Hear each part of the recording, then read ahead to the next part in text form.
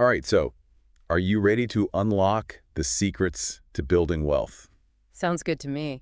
Awesome, because today we're diving deep into a classic. Yeah, I know this one. The Richest Man in Babylon by George S. Clason. Of course.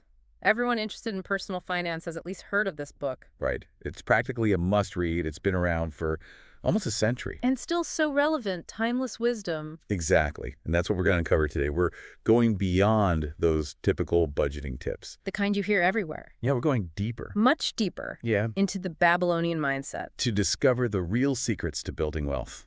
And guess what? What's that? These secrets. They work no matter what time period you're in.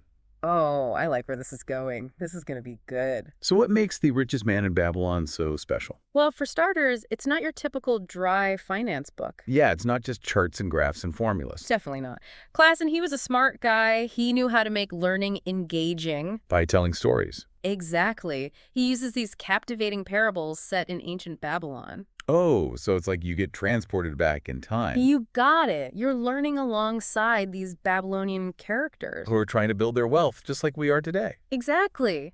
And they face a lot of the same challenges we do. That's amazing. It makes it so relatable. And what's the big takeaway from all these stories? The biggest lesson is that wealth, it's not just for a select few. It's not some exclusive club. Nope.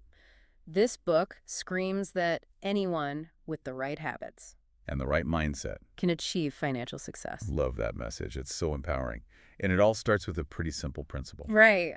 You probably heard it before. Pay yourself first. Oh, yeah, that one's famous. Yeah. But what does it really mean? It's all about shifting your priorities. How so? We're so used to paying our bills first, right? Rent, utilities. Exactly. And maybe indulging in a little online shopping. Oh, that's me. Guilty as charged. But Clason says, hold on. Before any of that, put aside at least 10% of your income. Just for yourself. For your future self. Makes sense.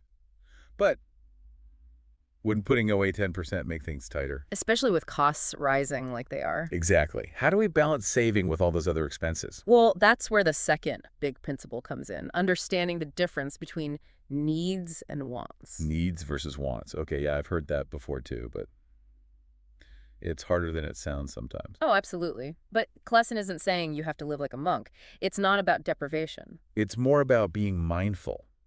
Yes, conscious Yeah. spending. Asking yourself, do I really need this? So like those designer sneakers I've been eyeing, probably a want. Probably. And reliable transportation to get to work, that's a need. Definitely a need. And one of the parables really brings this idea to life. It's about this guy who earned a good living, but He can never seem to get ahead. exactly, always broke. So what was his problem? He was spending way too much on unnecessary things, stuff he didn't really need. Sounds familiar. Yeah. So how did he turn things around? He started tracking his expenses, saw where his money was going, and then trimmed the fat. He cut back on those wants and focused on his needs. That's a great lesson. So it's all about prioritizing and saving consistently. Those are the building blocks of wealth. I like that. Building blocks. Okay, so we saved some money, now what? Well, now it's time to put that money to work. I've heard of that. Investing. Right. Yeah. Making your money work for you. Exactly. That's one of the key ideas in The Richest Man in Babylon. Clason talks about investing to generate passive income. Ooh, passive income. Who wouldn't want that? Right. And he even uses this vivid image in the book. He compares your money to a farmer's oxen. Oxen. Okay, I'm intrigued. Clason says your savings, they should be like those oxen plowing the fields and producing more wealth for you. It's a powerful analogy. I see. So instead of your money just sitting there, it's actively growing. And how you choose to invest will depend on your knowledge and risk tolerance. Back in Clason's time, it was things like lending money or investing in businesses. But today, Today, there are so many more options. right, it could be anything from real estate and stocks. Is starting a side hustle? Or even peer-to-peer lending. There are so many ways to make your money work for you. This reminds me of another powerful analogy from the book, The Wall of Babylon. Ah, yes. A classic. It's about more than just earning and saving, right? It's about protecting what you've built. Exactly. The walls of Babylon, they were legendary, famous for their strength and security. Clason uses them as a metaphor for building your own financial fortress. Protecting your wealth from any financial storms that might come your way. So what are some of the bricks in our modern-day financial wall? Well, an emergency fund is crucial. That's like your first line of defense against unexpected expenses. Makes sense. What else? Insurance is important. It can protect you from major financial setbacks like health issues or accidents, and diversifying your investments, not putting all your eggs in one basket. That's smart. It's like spreading the risk. But building wealth isn't just about money, is it? You're right. The Richest Man in Babylon emphasizes the importance of personal growth. Learning new things and developing your skills. Exactly. Think of it like this. The more valuable your skills are, the more you can earn. So investing in yourself, in your education, in your personal development. That's one of the best investments you can make. And that leads us to another great lesson from the book.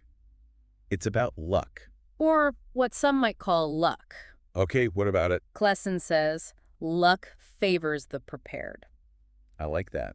It's about being ready when opportunity knocks. Right. Think about it. If a fantastic job offer or a great investment opportunity pops up, who's more likely to benefit? Someone who's been diligent with their finances. Or someone who's been living paycheck to paycheck. Exactly. The person who's prepared will be in a much stronger position to seize that opportunity. That's a great point. So we've uncovered some amazing principles from The Richest Man in Babylon. Timeless wisdom that's still relevant today. But how do we actually put all this into practice? That's the million-dollar question. And it's a personal journey, right? Absolutely. There's no one-size-fits-all solution. But the key is to start, to take those first steps. So maybe choose one principle that really resonated with you. And commit to implementing it in your life. Like paying yourself first. Yeah. Or differentiating between wants and needs. Whatever speaks to you. Remember, it's not about getting rich quick. It's about building a solid foundation for long-term financial well-being. A journey, not a sprint. Exactly. A journey that starts with a single step. Well said. So as we wrap up our deep dive into The Richest Man in Babylon, I have one final question for you, our listeners. Which of these principles spoke to you the most? And what's one small step you can take today to start putting it into action? Even the longest journey begins with a single step, so take that step and start building your own path to financial success. And remember, the wisdom of ancient Babylon is still relevant today. You've got this. Until next time. See ya.